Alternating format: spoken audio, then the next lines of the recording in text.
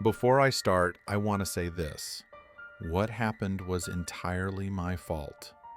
It was a terrible decision, and I regret it deeply, especially dragging my friends into it. You don't need to tell me how stupid I was. I already know. Back in 2010, when I was 15, I was obsessed with urban exploration photography. I loved looking at eerie yet beautiful photos of abandoned shopping centers and hearing stories about the antiques people found in those places. At first, I wanted to visit a well-known spot for urban exploration near my town, places like the Larendel Mental Asylum. The internet was full of creepy photos from there and countless stories about paranormal events. About a week before it happened, I was planning to go there with my best friend A and her boyfriend G, but an acquaintance I met at a party, S, told me not to. S said she had been there with her relatives once. They were all really into the supernatural. That night, they were the only ones there, and as soon as they walked inside, they felt something terrifying. While they were exploring the upper floor, one of her relatives felt a strong force pulling him toward a certain room. When he tried to open the door, the floor collapsed, and he cut his wrist so badly he almost bled out. S said she'd never go to a place like that again, but if I found another spot, I should let her know. So I thought, forget it, I'm not going. I completely gave up on that idea and didn't think about it again for a long time until I found that house. A few months after that conversation with S, I went out for a bike ride and decided to take a different route than usual. I ended up in a strange dead-end lane and kept riding until I reached a park I'd never been to before. The place was weird and confusing. I was basically lost in my own neighborhood. While crossing the park to look for a water fountain, I came across a very tall stone wall covered in dead bushes. The stonework was unique, almost out of place, strange, like it didn't belong there. Curious, I wanted to see what was on the other side. I stood on my bike to peek over the wall, and even though I'm not short, I could barely see past it. What I saw was the most bizarre mansion I had ever seen. The yard was completely overgrown with grass and weeds, but scattered through the greenery were Greek-style marble statues, and the house was painted yellow. Every window on the first floor was shattered, revealing a black and white checkered tile floor inside, and more statues. The windows on the top floor were all boarded up, except one, which was covered by a curtain. In the middle of the yard was a cracked fountain. The whole place felt so wrong, so isolated from the world, and yet I was drawn to it. I desperately wanted to take pictures, but I didn't have a camera or a phone with me. So I headed back toward the park, memorizing the house number as I went. Even though I got lost again, I eventually made it home. As soon as I got back, I messaged A, G, and S. "I found an amazing abandoned house," I wrote. "We have to check it out." A was immediately excited. We had been planning to start a blog about urban exploration. She'd handle the writing, and I'd take the photos. G, who was a huge horror movie fan, wanted to film something there, so he was thrilled too. S hesitated. She said the part about the statues gave her the creeps, but in the end, she agreed to come with us. We planned to go Saturday night. G wanted to film at night, and we didn't want to be seen in the park. We decided to meet at A's house. G would borrow his dad's truck and bring a ladder to get over the wall. As Saturday approached, I started to get really nervous. If my parents found out I was trespassing, they'd lose their minds and probably never let me leave the house again. Still, I went to A's place. S and G showed up soon after. We ordered pizza and had a few beers while we waited for midnight. It was surprisingly not awkward at all. A and S weren't that close, and S and I barely knew each other. S and G had never met before that night, and yet we all clicked. Even though G was a 17-year-old guy hanging out with 3 15-year-old girls, it just worked. We were all equally excited and scared. I remember thinking we'd become best friends, keep exploring together, and our blog would be amazing. We were already talking about where to go next. At midnight, we set out and found the house easily. The number I remembered was right. G parked his ute truck nearby, and that's when we hit our first problem. Because I had taken a wrong turn, it took us over half an hour to find the park. G, carrying the heavy ladder, was pissed off. When we finally found the park, it felt wrong right away. Pitch dark and completely silent. Not a single streetlight was on. Nothing but the sound of our footsteps. I was leading the way, but even I wasn't sure we were headed the right direction. The place felt completely different at night, lonely and unnerving. We eventually found the path and reached the wall. It was farther from the car than I remembered, probably because I'd been on my bike before and didn't have a camera or ladder then. As soon as we got there, G lit up with excitement. A was nervous but smiling, and I felt the same. S, on the other hand, looked uncomfortable. As soon as we approached the wall, she said, "This doesn't feel right." G climbed up the wall first, shined his flashlight over it, then suddenly said, "Holy shit, those damn statues are creepy as hell." He sat on top of the wall while A, S, and I followed. We all sat there for a moment staring at the garden below.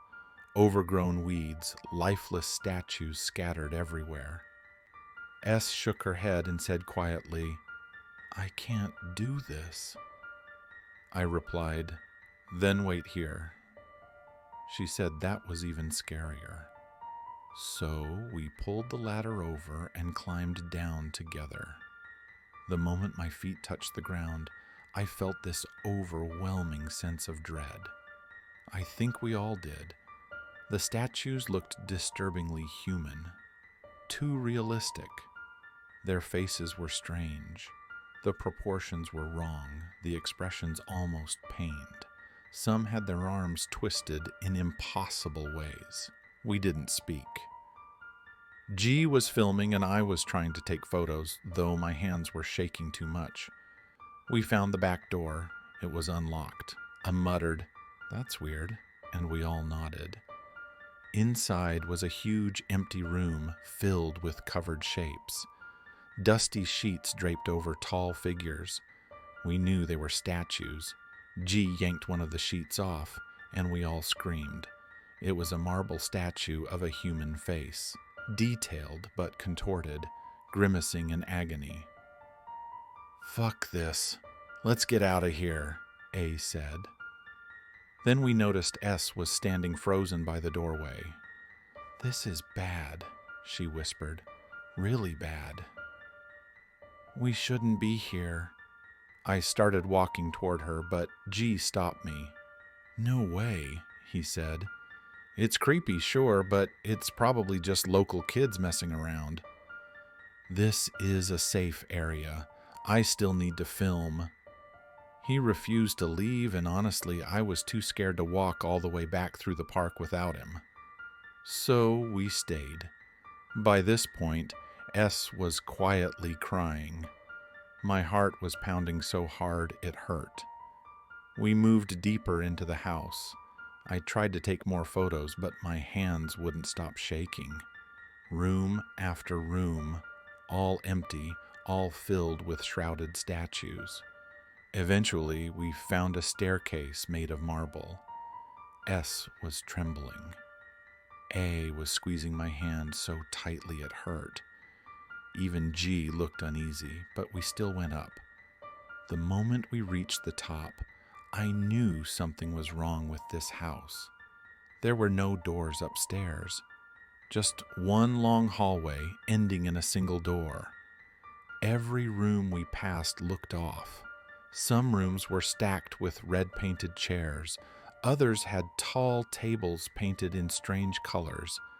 Everything felt distorted, wrong. We opened a cabinet in one room and screamed. Inside was a grotesque mural, a tall, thin, human-like figure with long teeth and fingers. Even G panicked. He said, "Let's just check the last door and get the hell out." So we walked slowly toward the door at the end. It was a nursery, a black crib, old wooden toys, maybe carved dolls. I can't remember. Clown paintings on the wall, or maybe they weren't clowns at all. Maybe they looked more like that creature in the mural. We didn't even step inside. G said, "We need to go. Now." We turned to leave, but froze. Some of the statues downstairs had moved. They were no longer where they'd been. We dropped everything and ran. G kicked open the back door and we sprinted through the overgrown yard toward the wall. Just before climbing, S screamed. We turned.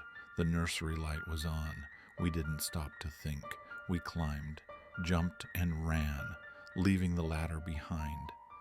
I twisted my ankle when I landed, but I didn't care. We sprinted across the park without looking back. By the time we got to the car, everyone was crying. We were scratched, bleeding, exhausted. My ankle was swelling fast. G drove S home first. He said, "We're never doing this again." No one answered. He dropped me off next. I snuck in through the back door so my parents wouldn't see me. S unfriended all of us on Facebook that night. I never saw her again. For almost a month, I had terrible nightmares. My ankle never healed properly. I never told anyone what happened. Neither did A. We're still best friends, but we never talk about that night. A and G broke up not long after. Honestly, I think we were in the presence of something evil, truly evil. Today, G went back to that house and actually took some photos. After I posted the story about our first exploration, I got flooded with messages telling me to go back and investigate again, but safely and during the day with more people. People wanted me to find out the house's history, what it looks like now, and who owns it. I messaged A and told her about it. I admitted that I was still scared, but part of me really wanted to know more. A said, absolutely not. She didn't want to be involved anymore, not at all. She told me not to go back. So I looked for G on Facebook and messaged him instead, asking if he'd be willing to visit the house again this weekend in broad daylight. He was excited, said he'd actually been thinking of going today anyway. He said he planned to go without me since I was working, and he wasn't sure I'd ever want to go again. He promised to take photos and tell me everything. We tried to remember where the park was, piecing it together from both our memories. Eventually he found it. This morning he drove about an hour out there, and while he was on his way back, he called me to tell me what happened. The first thing he said was that the park looked completely different now. There was a new playground, picnic areas, and lots of people around. The park had even expanded beyond where the old house used to sit. When he found the house, he realized someone was living there. The tall stone wall was gone. Instead, there was just a wire fence separating the property from the park. Behind the house, where the big garden used to be, there was now a tennis court. The garden was much smaller. Apparently, the back rooms had been torn down to make an outdoor area. He said the checkered floor tiles were reused outside as part of the patio. Some statues were still there, and the house was still yellow. While he was taking a photo from the front yard, a woman tending the garden noticed him. To avoid suspicion, he waved and said hello, pretending he didn't know anyone lived there. He told her he thought the house was abandoned, but he really liked it. That's when she told him she and her partner had bought the house 5 years ago. It was originally built in the 1970s by a very wealthy family from overseas. They planned to move in but never did, so the house sat empty for about a decade. When the couple first toured the house, the agent mentioned that a family had lived there briefly in the late 1980s, but moved out after only a year. Since then, it had been on the market for years with no buyers, until she and her partner fell in love with its unique charm and decided to renovate it. G asked about the statues. She said they came with the house. Most of them were too creepy, so they only kept a few. When he asked if they had kept any other old furniture, she said they'd found a lot of strange pieces and got rid of them right away. G said she looked uneasy while talking about it. Then, of course, G, being G, asked if she'd ever experienced anything paranormal in the house. The woman just smiled and said no, but he swore she was hiding something. Her smile seemed forced, and while she said it, her eyes kept darting toward one of the front windows. He said she looked deeply uncomfortable, even paranoid, like someone was watching her. Then he asked if she had any children. Why he asked that, I don't know. He said it was just to keep the conversation going. Her face changed immediately. Her expression went cold, and she said sharply, "That's none of your business." After that, G asked if he could take a few more photos around the yard. She said no, and stood there, watching him as he left. When he turned back after walking away, she was still standing there, staring at him. He said she stood in the same spot for about 5 minutes before suddenly hurrying back inside. G thought maybe they'd had a child who died. He wondered if that had something to do with the nursery we'd seen that night. He told me he was convinced something strange was going on inside that house, even though it was daytime with people in the park nearby. The house gave him an awful feeling, especially when he got close to the statues. He said they looked the same as before, but somehow less twisted, less grotesque. He couldn't see their faces clearly, though. He told me he didn't even want to look at the photos he'd taken. Just being near that place made him feel sick and anxious. He said he was going to sleep with the lights on that night. He regretted ever going back. After hearing all that, I didn't tell A yet.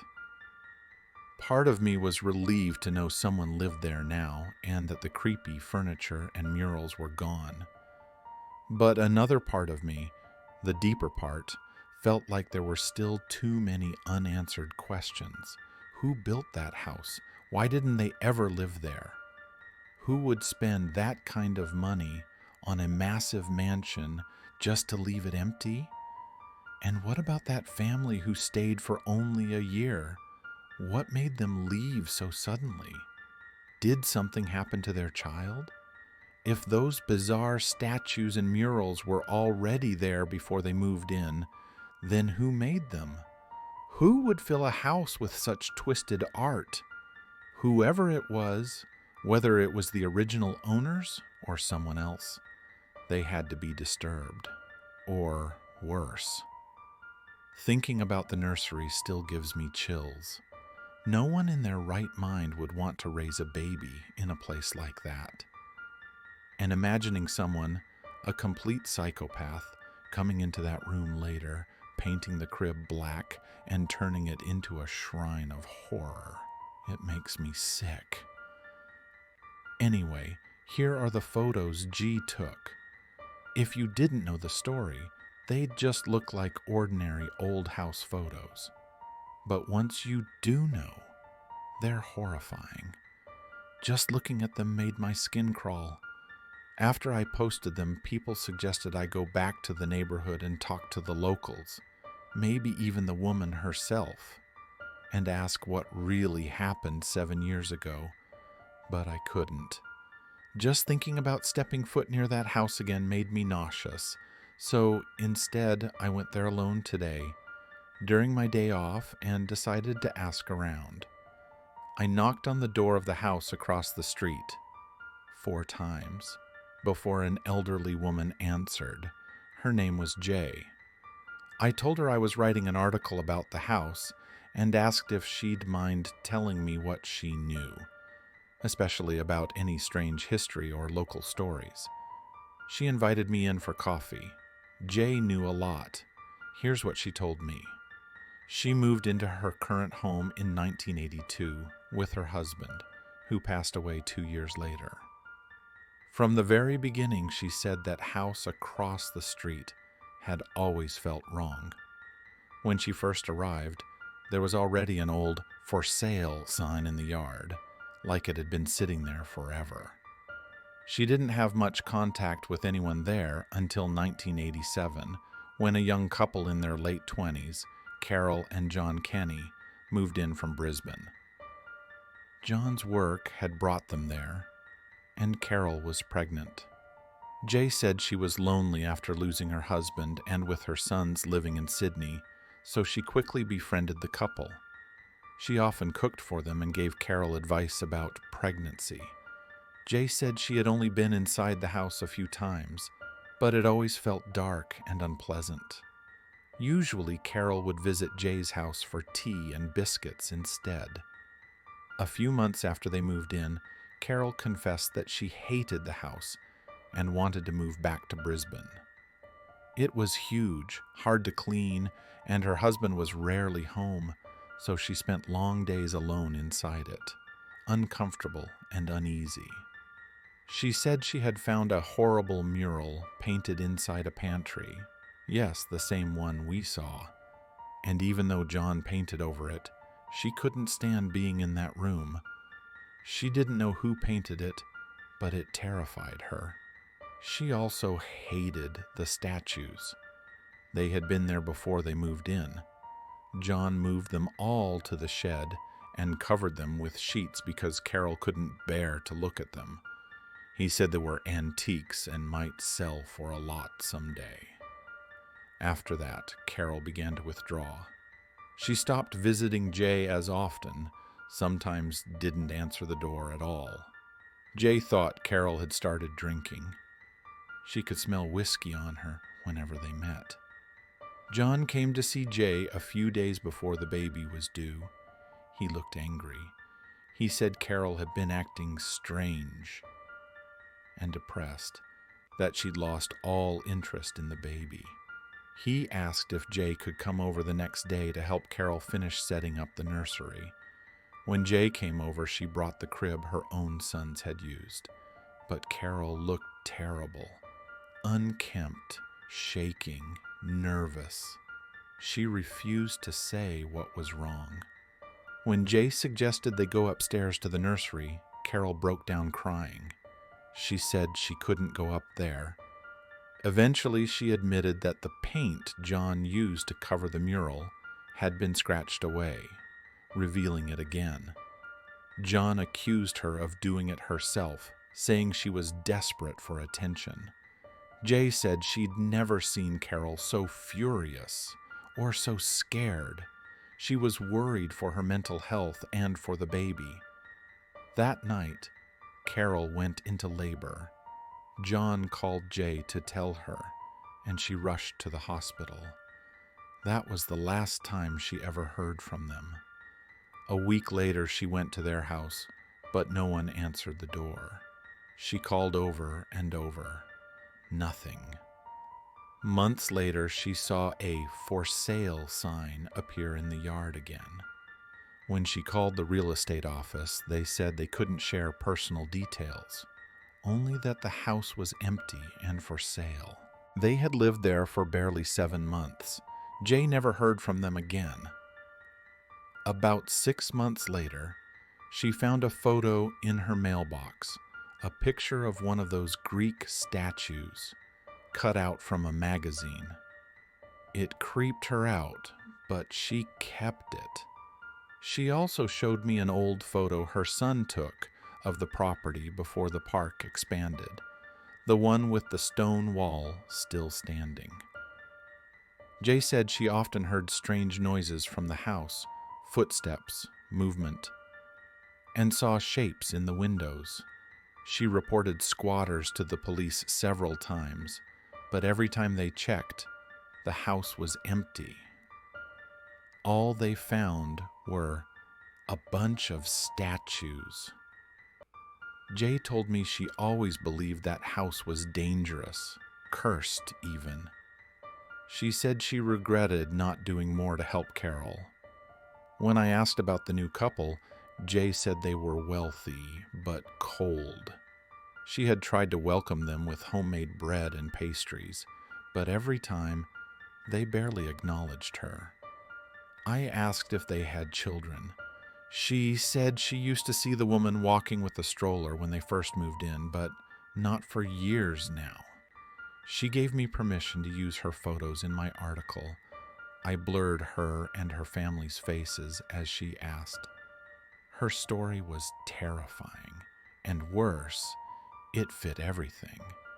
The statues, the mural, the timeline. The Kennys didn't bring those things.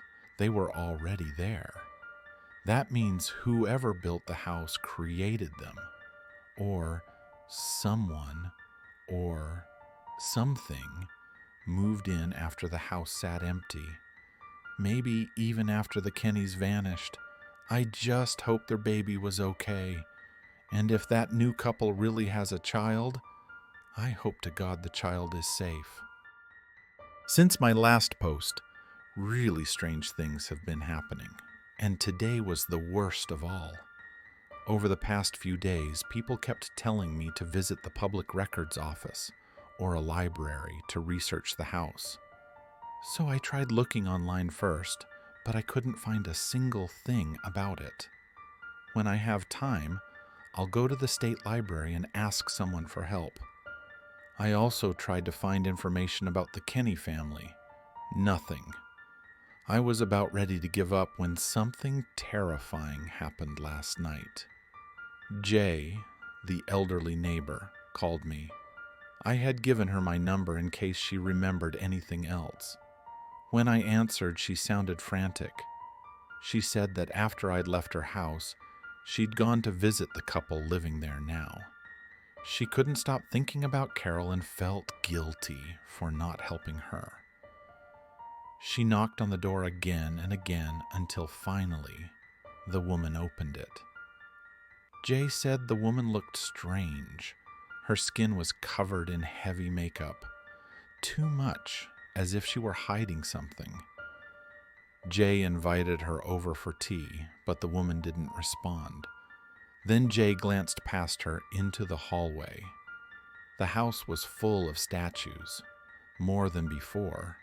All of them were distorted, wrong, out of proportion. Jay said she left immediately.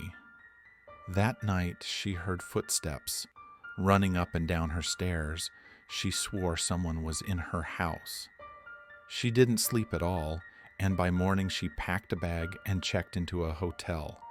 She said she was going to Sydney to stay with her sons for a while. After that call, I couldn't calm down. I couldn't sleep. So I decided to tell G everything. This morning before work, I called him. He said he was planning to go back there himself. He wanted to apologize to the woman. A lot of people online had criticized him for how recklessly he'd handled things, and he agreed.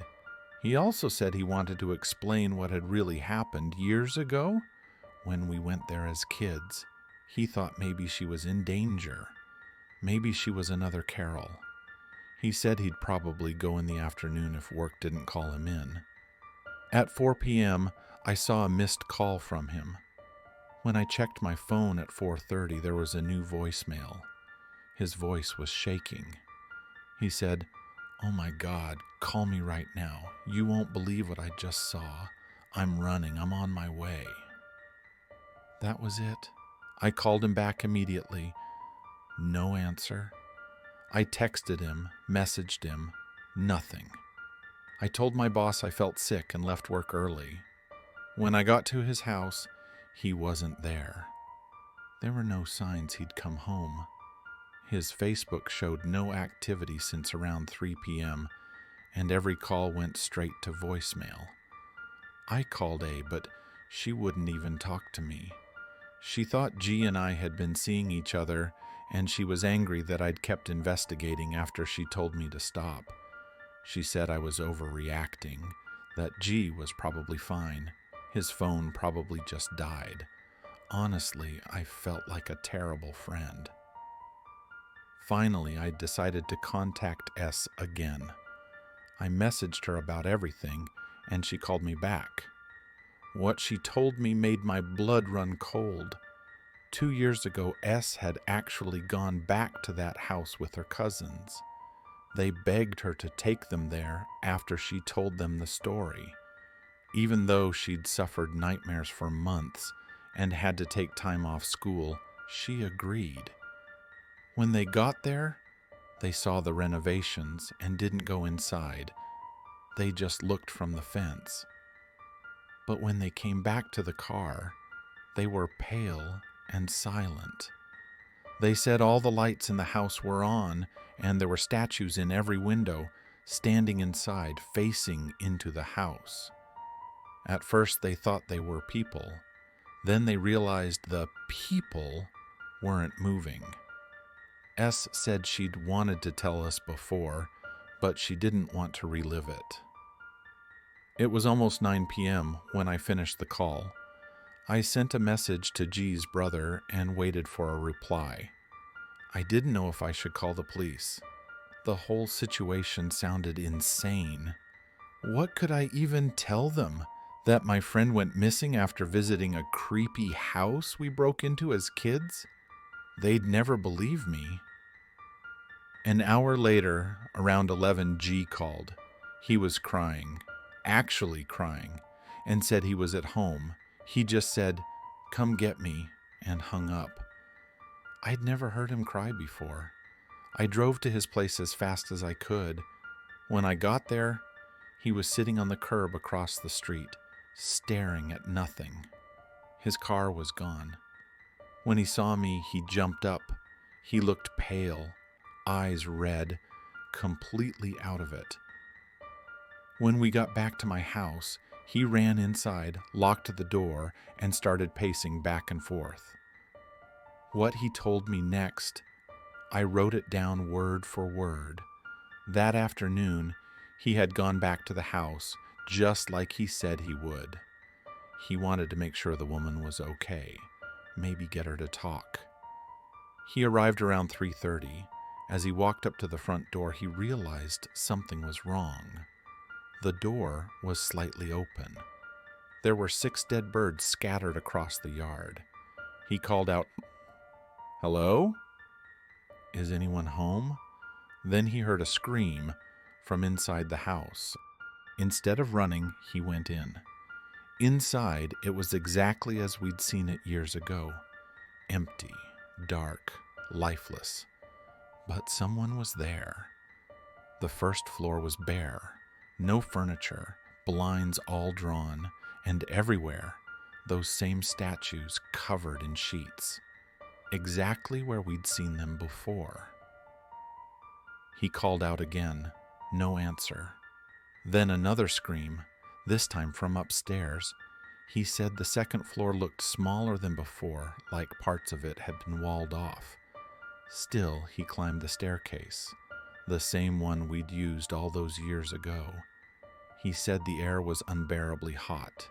He had to take off his jacket and tie it around his waist.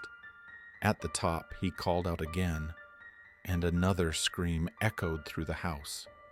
Every room was empty except for piles of stuffed animals, but none of them looked like real animals. He said they looked wrong, like creatures from some nightmare, things from an old, surreal film. The pantry, the one with the mural, was still there. He said he couldn't bring himself to open it. And then, the nursery. The door was shut. He reached for the doorknob, but his hands were slick with sweat. When he finally got it open, the entire room looked exactly as it had the night we were there. It was like the renovations had skipped that room entirely. He stepped inside, the black crib, the same toys. Nothing had changed. Then, from inside the closed cabinet, came a high-pitched scream. He bolted, ran down the stairs and out of the house. He called me while sprinting back to his car. When I didn't answer, he decided to call an ambulance. Maybe the woman was hurt. He told the dispatcher he'd heard someone screaming inside, gave the address, then hung up. When he looked down, he realized his jacket, with his wallet and ID inside, had fallen off inside the house. And right then, his phone died. He couldn't go back in. But as he turned to leave, he saw a light turn on upstairs. The nursery. He walked to the main road and took a bus, then a train, all the way home. He waited outside, shaking, until he heard sirens. An ambulance arrived. He hid and watched 2 paramedics go inside. He waited and waited. They never came back out. He said he must have stood there for almost an hour before noticing that the nursery light had gone out. Then he left. When he finally got home, he plugged his phone in, took a shower, and tried to calm down. He lives alone. His roommate's in Canada for a few months.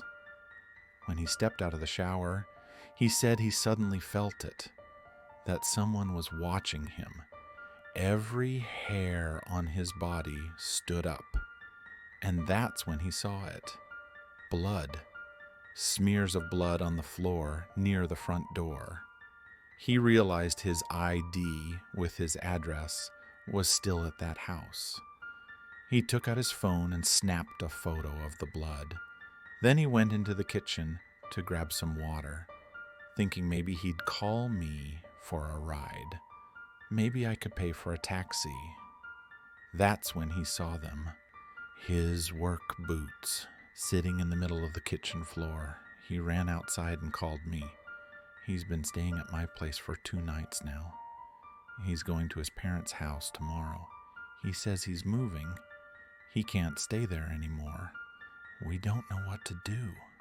No police have called about his ID. No one's reported anything about that house. No news about the woman or the paramedics. This will probably be my last post. G and I, we just want to forget that place. That house should have stayed abandoned.